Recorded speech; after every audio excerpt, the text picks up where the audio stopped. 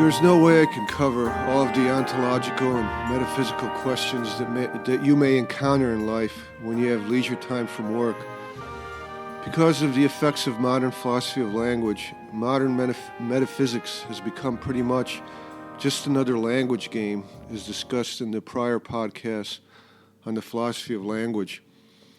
In order to contemplate metaphysics and ontology in a modern sense, you must contemplate and understand the duality and the meaning of words, and of the concept, whereof one cannot speak, thereof one must be silent. All metaphysical and ontological problems are problems in the philosophy of language.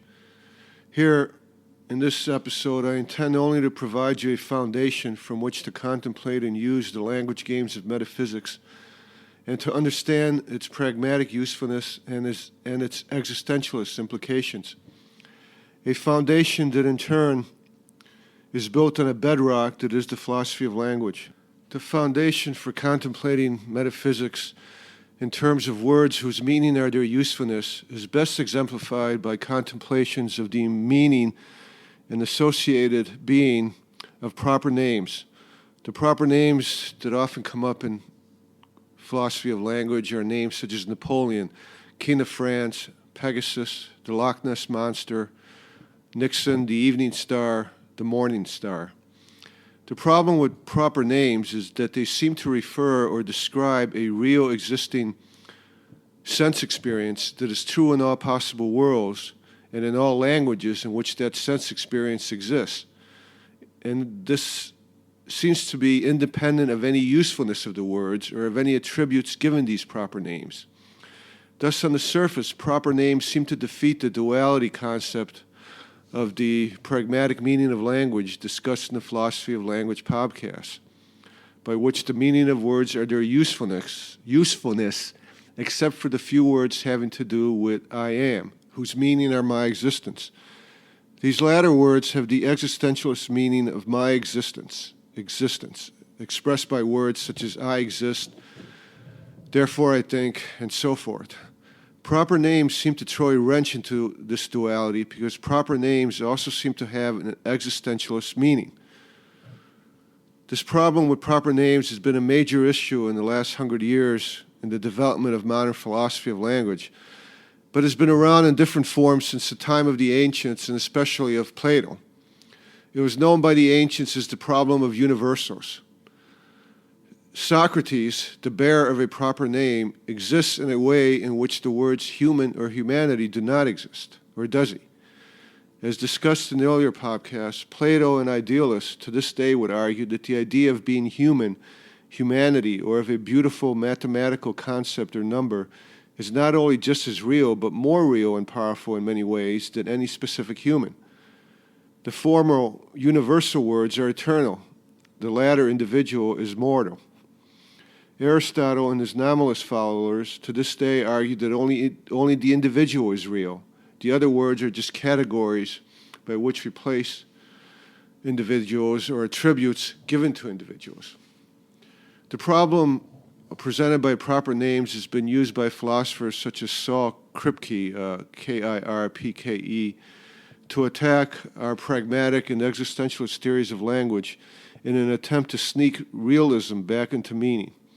For example, in such statements as Napoleon is Emperor of France and Nixon was President of the United States, the proper names Nixon and Napoleon seem to refer directly or describe directly an existing sense experience in all that would be true and sound and valid in all possible worlds, in all languages in which this sense experience exists, even if these individuals, Napoleon and Nixon, had died at birth, were never emperor or president, or do not exist at present, regardless of how we use the words, or regardless of whether any attribute or category applied to the proper name. For example, even if Nixon was never president nor Napoleon emperor, these proper names would still name or mean a specific individual who existed or who exists. The meaning of proper names such as Nixon or Napoleon are argued by realists to be just as existential as the word I of I am. Upon ephemeral examination, it seems that existence can be attributed to proper names that is independent of their usefulness. However, upon further, deeper and analytic examination, however, we can see this to be false and is just a confused understanding of how words work. Before clarity begins, however, you probably would get even more confused or should get more confused so you have an understanding as to what's going on.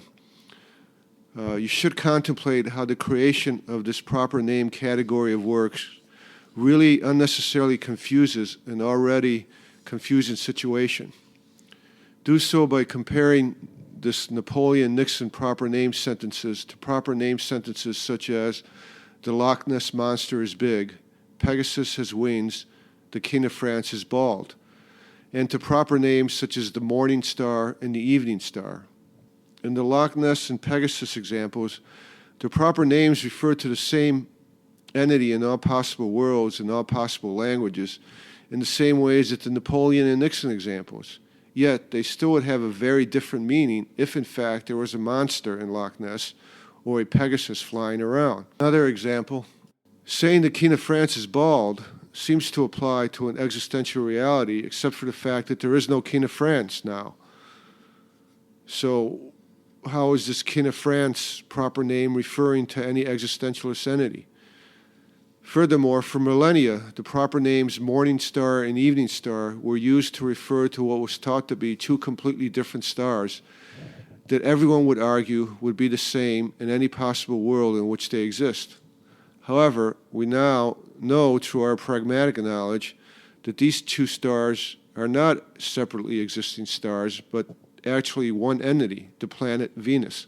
This type of metaphysical confusion caused by contemplating proper names derives from the same basis as most of the confusion caused by language games, failing to understand and maintain the distinction between existentialist words whose meaning are my existence and words whose meaning are their usefulness.